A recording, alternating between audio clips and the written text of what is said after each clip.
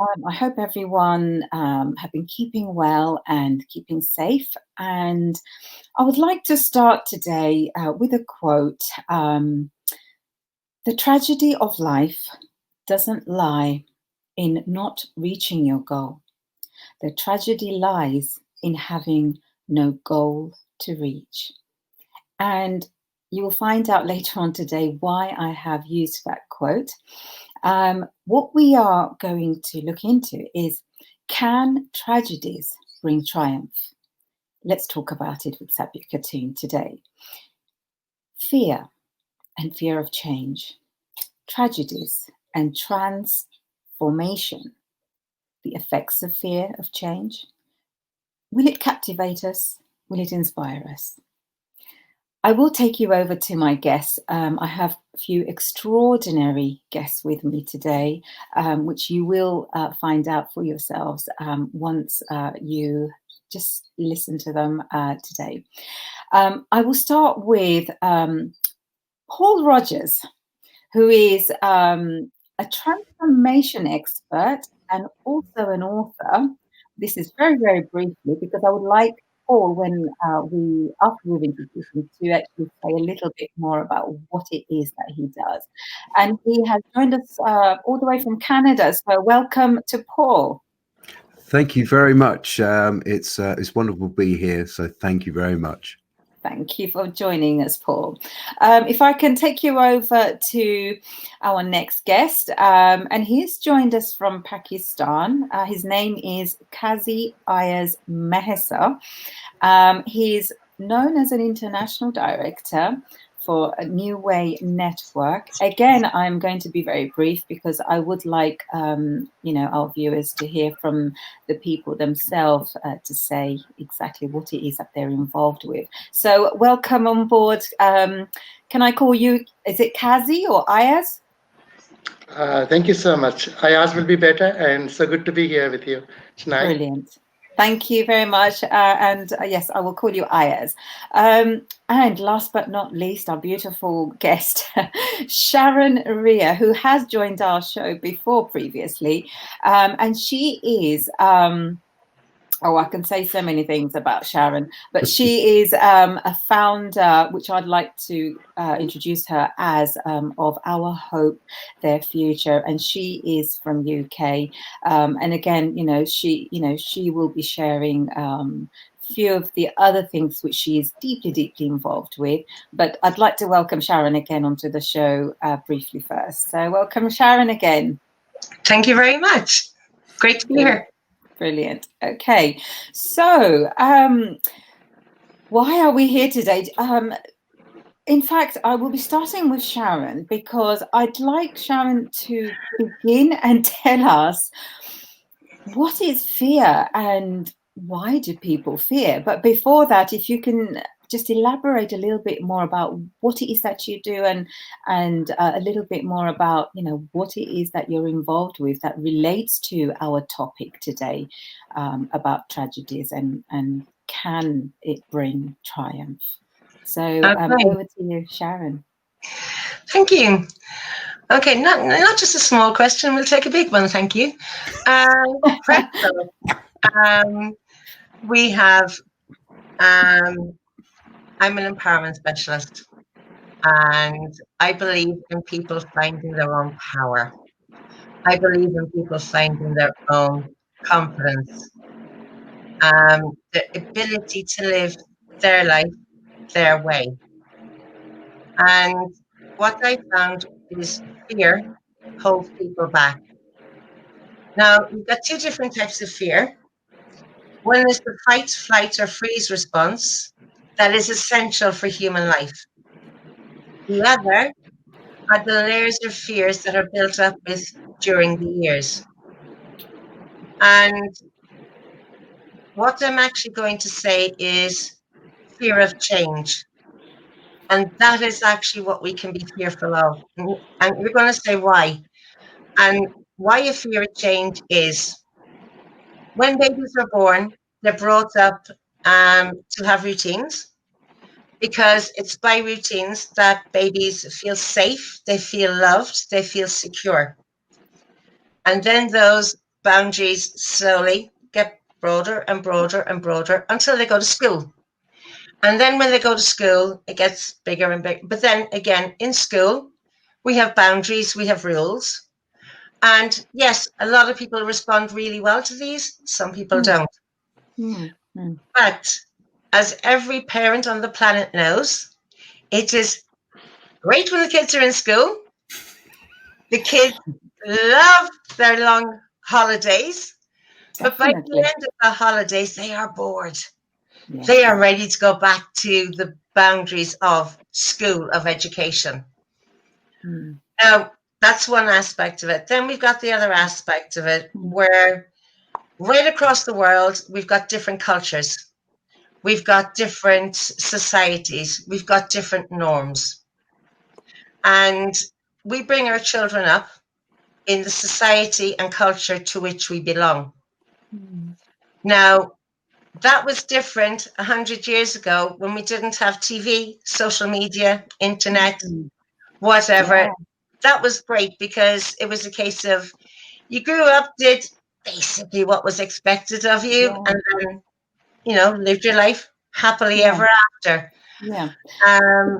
Yeah, if I can bring in Paul and Ayaz into this as well, you know, if you can, you know, either comment on what Sharon is actually going through with it with us, or, you know, if there's anything else you can add on to, you know, that may differ, or, I mean, maybe we can go to Paul briefly on that, and then what I would like is, after your comment on that, Paul, if you can tell us about a little bit more about yourself, that, you know, that I'm actually very, very intrigued to find out, and I'm sure our viewers are too.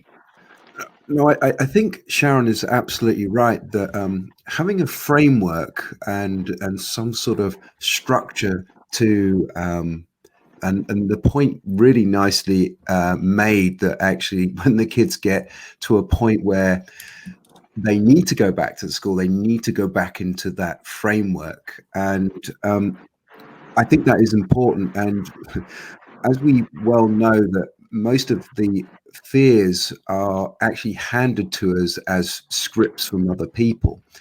And then that becomes a cycle which can be broken, but it does take people to actually take a moment to stop, to second question this, whether this belief which I may have been holding on to right from the very early days is now serving me. And it's that kind of being able to, I mean, people call it self-awareness, basically being able to stand next to your thoughts and make a comment about them. And we're in an environment at the moment which has forced us in some cases to actually to do that, to face fear head on. Right, yeah. Ayaz, can I bring you into this as well? I mean, again, you know, what other elements of fear can we actually say to our viewers? Because it seems like fear could, you know, the fear of change, which Sharon was mentioning, you know, it's like it's one of those common things where people face and they find change either difficult to adapt to or difficult to even think about. Could you, you know, add something onto that as well? Yeah, I completely on the same page with Paul and Sharon. Actually, that is the fear, the script that is handed over to us, and that is our reaction, like fight, flight, or freeze. These are basic reactions towards fear. I'm bringing my contribution to this group as a spiritualist, and I'm a mystic poet as well. So like what I think is to break the barriers, to break those reactions, we have to stop reacting towards fear, to be either afraid of it, to fight it, to be too afraid of it, to run away, to let freeze. We just have to understand what really that fear is and where does it come from. We have to go beyond the fear to actually be free of the fear. So that script, that script is very important. That has been handed over to us, and we have recreated it as we recreate as stories and so many things that we live up in our lives. Sure. Yeah, I will go back to Paul actually, because I believe Paul has an amazing journey, which I'd like Paul to share with us here today, and how it will all relate to, you know, the fact that can tragedies bring triumph? So, you know, if we can kindly ask Paul to share some, you know, amazing things you've gone through in your journey of life. For sure. I mean, like most people, everyone has a story, and so I'm going to launch into my one, and I'll give you the abbreviated version. So I'm not going to start when I was a holiday snap when I was 3. I can come a little bit closer than that. So yes. In summary, I'm on my 4th career now, starting from a commercial lawyer to kite surfer to teacher on an Indian reserve to now life coach. I'm in my 3rd country of living, having lived in England, the Caribbean, and now Canada. I've had 2. Can I just stop you there? Did you say from a commercial lawyer to a kite surfing? You know, I mean, they're 2 different paths, aren't they? Yeah, I kind of thought I might have got away with that, but no, you're right. I have been paying attention to details here. I mean, that you're absolutely right. That is a transformation and a completely different direction. And it's not easy. And I'm not going to sugarcoat it to say it's easy. But what I've decided and what I found is that being a lawyer, and I followed what society says, go to college, go to university, get a good job. And then the story just kind of ends. You're like, oh, now what? And so yes, I used my head and I went along with what everyone said. But I was actually, even though I was materially very wealthy, I was emotionally bankrupt. And so what I then decided is that I had a hobby, kite surfing, and I followed my intuition and my heart to then turn that into a living. So I went from multi-million-pound deals to pumping up kites on the beach, and I could have never been happier. And if you're facing change or anything like that, yes, it is difficult. But if you start to actually listen to your intuition and your heart, it will never let you down. If you send the ideas up to the committee, they're not going to come to an idea. And so if there was one takeaway from what I've done on that part, I would say changing from my head to my heart really, really helped. Right. So just finishing my rhyme, because 2 personal tragedies and then a partridge in a pear tree, because it's getting towards the holiday season. The personal tragedies, yes, that is really where you can build the triumph. And I'm a huge believer that adversity is the catalyst of change and innovation.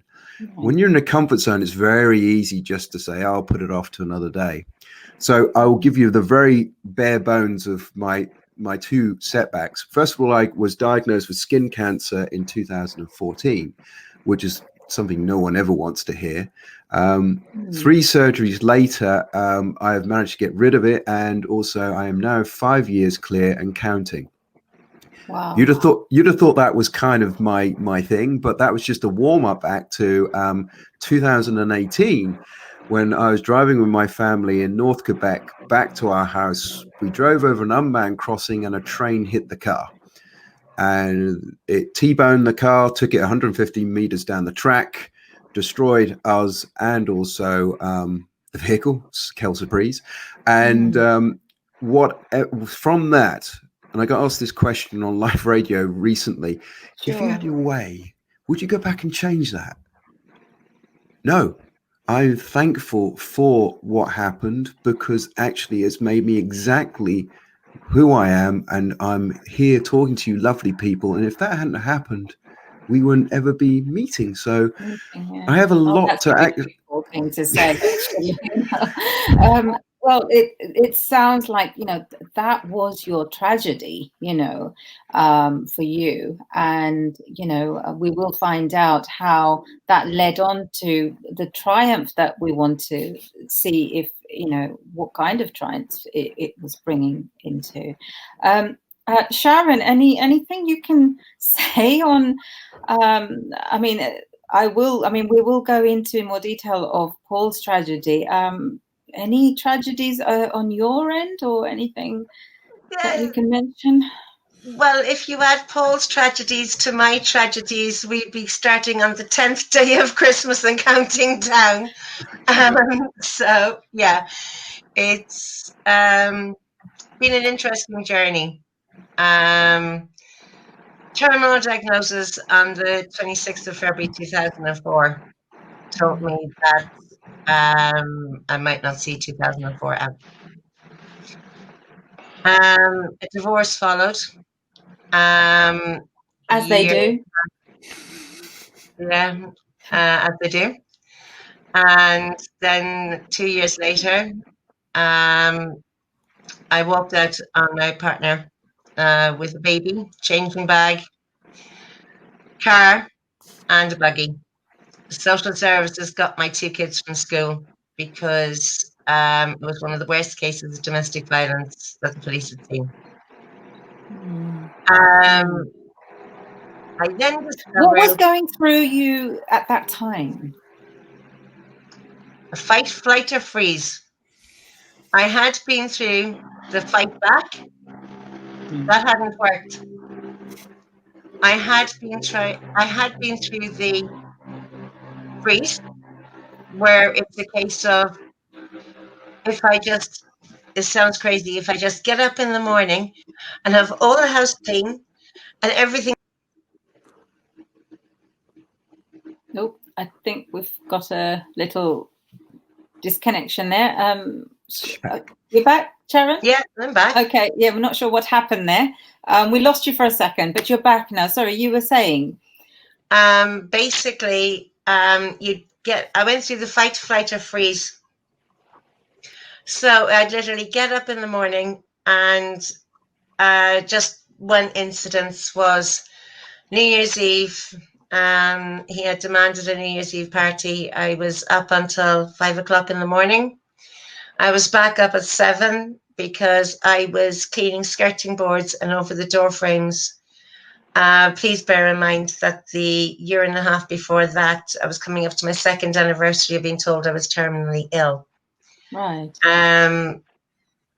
Not going into I can go into the gory details, but I don't really want to go into it, depending, because of the time of the day going out at. But yeah. What was hard for you at that time?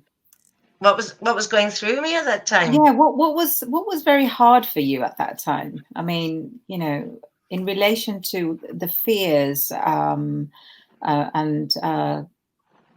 the actual basically event that was taking place. Yeah, basically I had already broken the mold by being a single unmarried mother.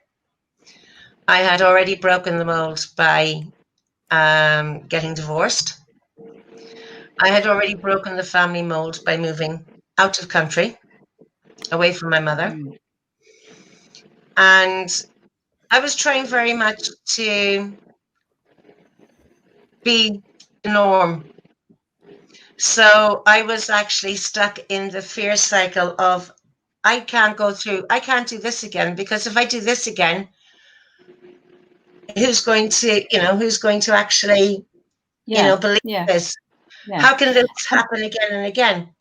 Yeah, if I can bring Ayaz into this, from your expertise of, the approach that you take, what do you have to say about, the events that took place in both, briefly from Paul and Sharon? Can you share your thoughts on that? Yeah, what is very important to know is to understand our state of being. Like, everything changes.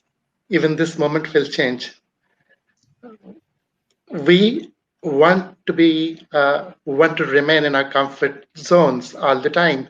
We don't want things to change because we are either so used to living in our environment that we are, even some people living in that shock are used to live in that they do not want to be out of it. So like living in this constant change where change is the only certainty, we have to constantly change with the change. There's no other way around, because if we are living in this moment and we take this moment along with as moment goes and changes, and we travel with that moment, then we will be less resistant towards the change. And first of all, we have to understand everything will change. We have to be open to all changes, to be resilient enough to be open towards whatever comes to our lives. Yeah, I mean, we will discuss how we actually get there. I mean, how does one, make themselves, come to Is that point where to be resilient. Can I bring in Paul back? I'd like Paul to tell us the effects of, which we didn't go in detail yet, of this accident, this tragedy, of what happened, and then I'd like you to bring in your transformation, which, if you can tell us, what do you mean by the transformation? I mean, I got some idea from knowing a little bit about your bio that it's not even one word, this word transformation. So can you tell us a bit about that? Absolutely. I think I'll start with that because it's a really nice lead in. So transform is, as I said, is two words. Form is our beliefs, our limitations, and actually, as Ayaz said, where we spend most of our time. Trans means to go above, to soar above the form. So transform is actually moving past the current form. So that is what I have said as taken into account with the word transform. A brief of where the accident left me. Well, my wife and I have severe TBIs, which is traumatic brain injuries. I have the lovely gift that keeps on giving of PTSD. And so I kind of have to live with fear every day because that's part of what it is. You don't sound like you are a person who lives with fear. I don't know. I'm sure Sharon and Ayaz may agree with me on this one. You don't come across, but then that is face value of what we are seeing, isn't it? I mean, what I've used to combat that is I have found a purpose and a passion to help other people. So in my view, you only need to touch one person to be a success. Anything above that is a bonus. Mm-hmm. And this could be naive, I don't really mind, but every time I touch or help somebody, I feel I get a little piece of healing back, a little piece of me. I'm not wanting to rebuild how I was because I don't want to rush back to that. I've now gone beyond that. But I do believe that if you give and you give love and you give gratitude, that can bring you out of any negative and low vibrations. And I try to spend my time in that place. Mm-hmm. Can I just say, I mean, I think I've come out of the fear to even ask you this question. Your dreadlocks now. You were a commercial lawyer. Now, did you have that? I mean, was that even allowed? And then the fact that you're a transformation expert, did you always have that? And yeah, no. I mean, It's a talking good about the question. fear, I had to build myself up, like courage. Can I ask him? I mean, I kind of had that a lot where people say, look, I'm dealing with my fear here as I'm talking to you.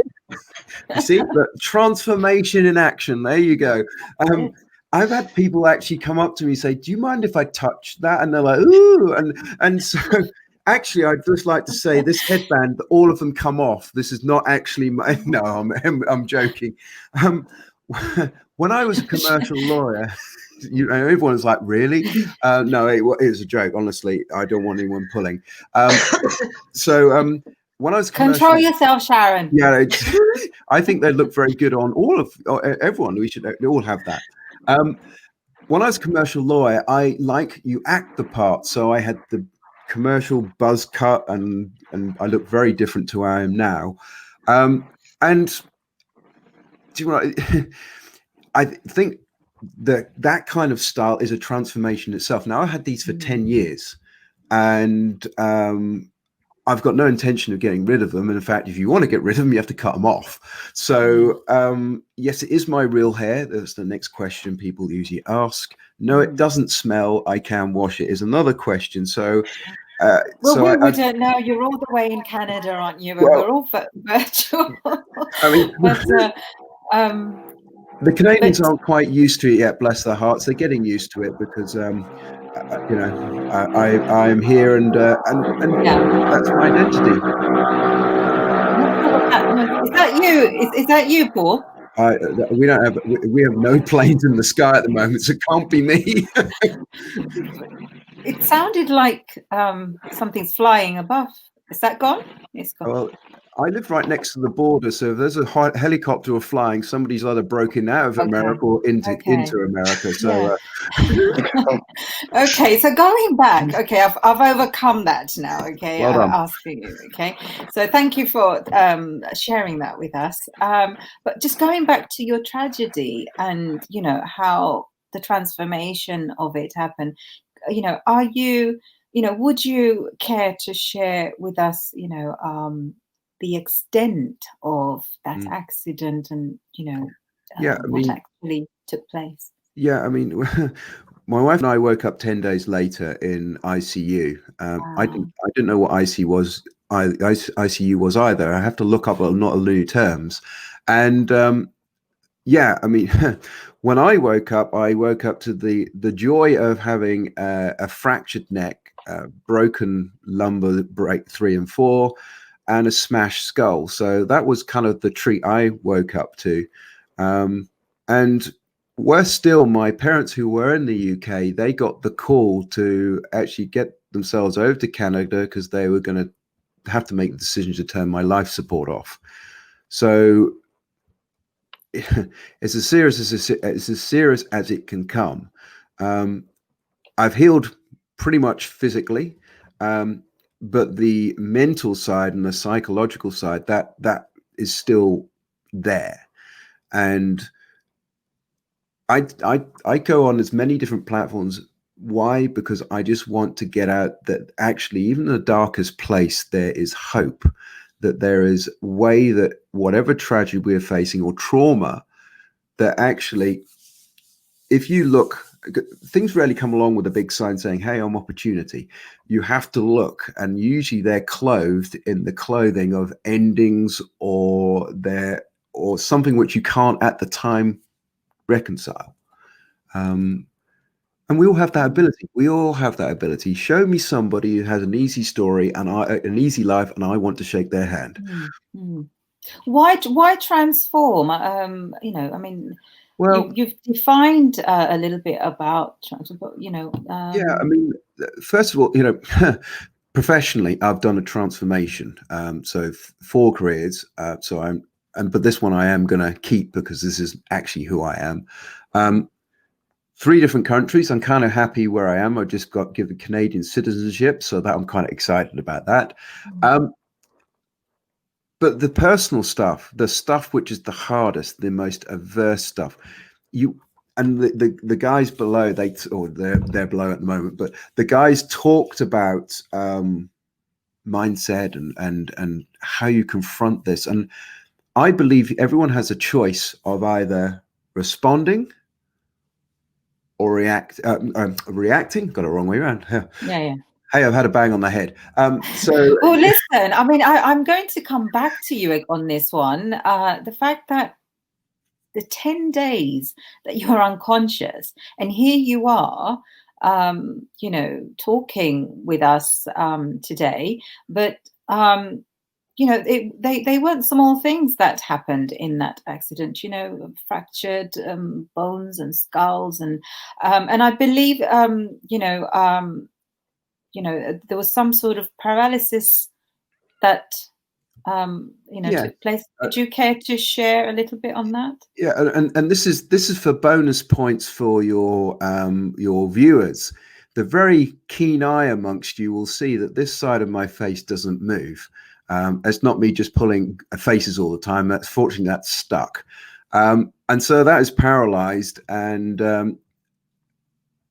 I kind of wear that as my badge of honor, because actually, again, I could have taken the view not to appear on shows like this or do podcasts because I was worried how that would look, and I was nervous in the early days, but now I've kind of accepted how it is. I'm not happy with it, but I've accepted it, and so I think that is one of the things where getting over fear is an acceptance part of it. Yeah. And I think that the guys would be able to really give their great sort of insights into their stuff. Yeah. Ayaz, anything you can actually, I mean, we're talking about fear here, you know. Do you feel that Paul, you know, went through any such fear from what he is saying? Because I'm still sitting here not feeling that Paul has any fear in him whatsoever, and it's just so easy for us to, you know, just, you know, say that about people on face value, you know, but we don't really know the battle that's going in here and inside them until they come forward to say, well, look, this is how it's making me feel, you know. So do we wait for someone to actually acknowledge and come forward to say that, do you know what, this is how scared I was, you know? Do you come across people who may come to you for support, for example, to say, well, can you help me deal with this? So I'd like to ask that to Ayaz, and then if Sharon can comment something on that as well. Can't hear you, Ayaz.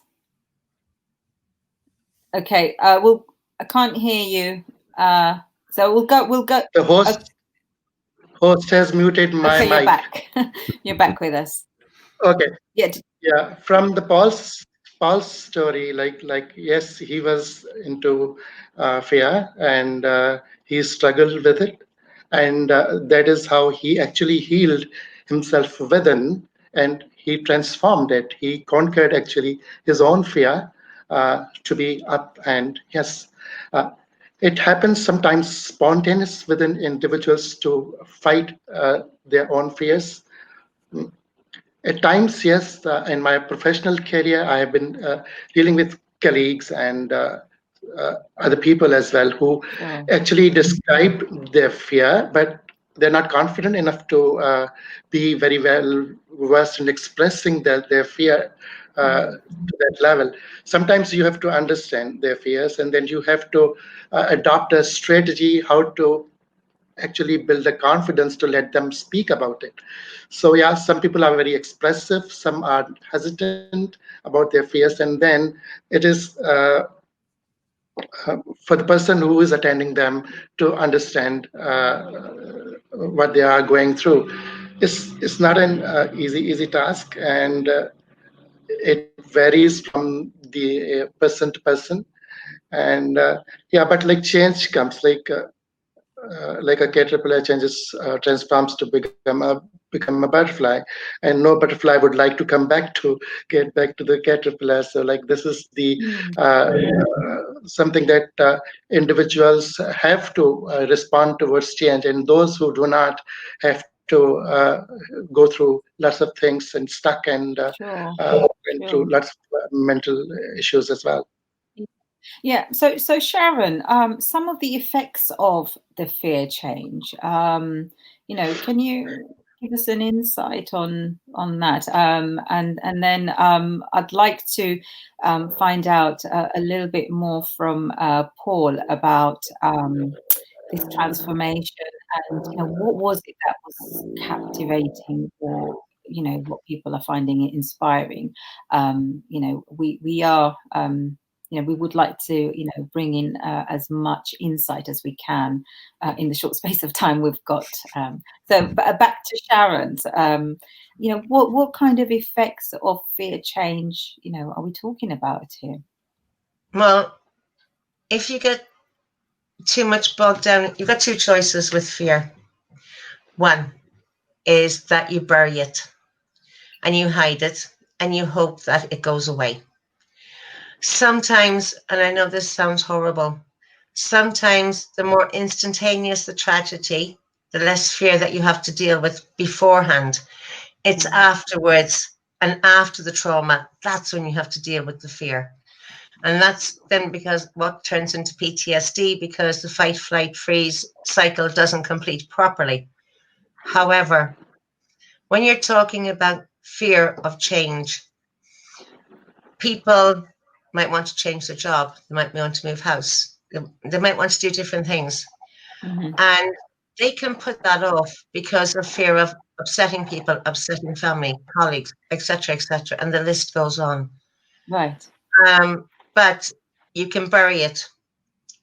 Burying it causes an array of issues. One, it brings on stress, anxiety, panic, phobias. That's just all on the anxiety spectrum. Could people be delaying it, maybe, without burying it as well? Could that come into it somewhere?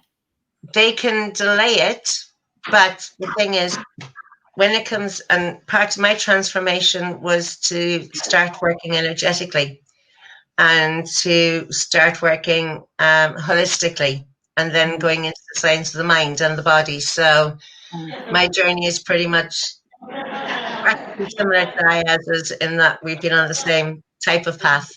Sure. It's when you bury it, it causes stress. Stress then can cause issues like diabetes, heart failure, and a whole range of other physiological illnesses that can actually be really dangerous. Then on the other side, so you've got both sides of the coin. So it's sometimes you've got to dare to be vulnerable to actually make the change and to actually do something about it. But above all, the most important thing is to allow people to change at their own pace. Because if you force a change, then you're forcing them to change against their will. And when I work with people on varying different levels, from body, mind, and unconscious mind, and energetically. And when you do that, you have to do the change on all levels, because if you change one level without changing all the others, then you've got issues, because you've got all different parts battling one against the other. So you can't really skip one and expect, something good to come out of it. Okay. I learned the hard way. Yeah, I learned, I'm talking from experience here on that one. So yeah. Yeah, unfortunately, but the good thing is, you're able to, from what it sounds like, it looks like, we will have to probably have a part 2 of this, because we are coming to the end of the show very, very soon. What I wanted to do is go back to Paul and just briefly tell us, I know you're an author, Paul, and if you can just briefly just touch upon on that, and just share with us how that there's a book that you've got, how that plays a part in everything to do with the tragedy and bringing the triumph from the tragedies.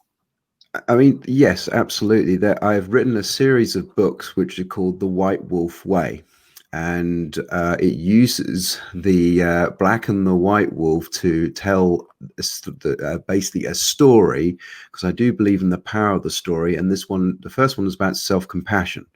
Right.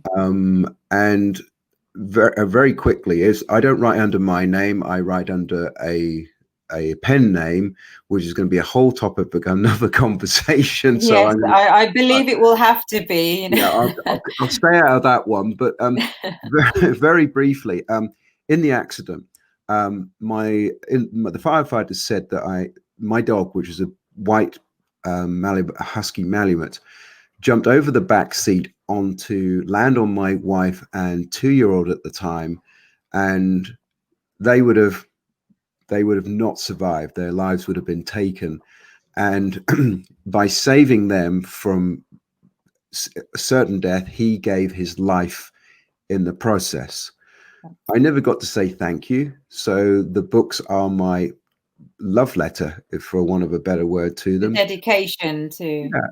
And the reason I tell that story is not for a pity party or anything else like that. It's actually to show that even in the darkest, most destructive, black, horrible mess, there is another story of love, compassion, hope. And that, again, these things do not come obviously. But if you're willing to be open and look for it, it's there. Right. Yes, brilliant. Thank you for that. Ayaz, is there any last few things that you could share with us? Because I do feel that, you know, this is such a big topic as well. I mean, it's you cannot cover it all in that half an hour's time. We will. It looks like we will have a part 2. But you know, just by touching upon the topic of fear and fear of change, and you know, some of the tragedies which you know you've some of you have shared. You know, the fact that you know, can it bring triumph after that? Any last few thoughts that you could share with us, Ayaz, and then Sharon and Paul, if you want to add on anything else to that. Yeah. My own struggle with my challenges, I won't call it fears, like they are initially the fears, but I call them as challenges, is like my own response towards that is my poetry. See, it is I am talking to myself, and I'm actually bringing myself up towards encountering a fear, a situation, and getting over it. And it comes through vibrations, and I vibrate with something spiritual. And at the end of that verse, it comes with a hope. It comes how you are stronger than that fear. It comes like an alchemic process. And I encounter a thing, and actually, it has its own chemistry, own effect, keeping in view what I am going through. And then it transforms into a hopeful poem. So, like this is what I'm experiencing with my Sure. uh, writing since last couple of years, but especially after the COVID, because in my challenges, I see the challenges other people are facing. So I'm just drifting from myself to others. And I like there are so many topics, challenges people are facing all around the world, and then they are coming up, and then I have to uh, bring a message of hope for all humanity, and like how to change, how to transform, how to look Brilliant. things differently from another Yeah. perspective. Yeah. Thank you for sharing that with us. Sharon, any last few thoughts, comments you'd like to make before we, you know, have to sadly say goodbye to you all until, you know, part 2 we continue with? Basically, just re-echoing what Paul has said, is that without going through what I have been through, I would not be the person that I am today. I would not, along with 2 other women, have delivered 3 international empowerment days. I would not be able to stand up here and talk with authority about what I know to be true. And I wouldn't be going on an amazing journey of trying to bring empowerment and change and helping people change and helping people step into their own power. Right. And that's given me, the tragedy has given me my passion. And you can't, Yes, thank you for that. Thank you. Put any more words to it than that. The tragedy No, that's fine. That's fine. Any last words from you, Paul? Very briefly. Okay, Paul first. Oh no, mate, Dory. Yeah, but go ahead, Ayaz. Very briefly. Yeah. We've got a couple of minutes. I just want to respond to what Sharon said. Is famous verse of Rumi goes, a day will come when your pain will become your cure. So yes, this is the story all about, that we are making our pain our cure. Thank you for that. Yeah, so very briefly, Paul. Absolutely. Two very short comments that your pain and fear will be somebody else's survival guide, and the best doors open inwards. Thank you. That is very, very touching there, so thank you for that. So yeah, thank you very much for joining with me today, and I hope to see you all again very, very soon, where we can catch on part 2. Yeah, so speak to you again. Thank you. Thank you. Thank you. Thank you. Okay, so unfortunately, we've had to say goodbye to our guests there. But what we have found out is that we fear change because we can't anticipate the outcomes. However, staying put can be riskier, and we've discovered that fear is an emotion that can get in the way of the clarity and some of our potentials. Now, if we don't change, I feel what our guests have just shared with us, we don't really grow. And the tragedies that each one has shared shows us that there are some triumphs over there, and that can come from it. Time doesn't always change things, so you would need to change them in some form or manner yourself. And that's another thing that we found out. So without remaining open to change, we cannot remain open to life. Uncertainty can lie there. Triggers can come into our lives to force change, from basic things such as health all the way to death. But knowing and having support is paramount. Knowing that someone is there and knowing that someone cares, protects, and loves you is there. And it seems change can happen instantaneously. So do take care of yourselves and look after one another. Stay safe and follow VodTalk. Thank you.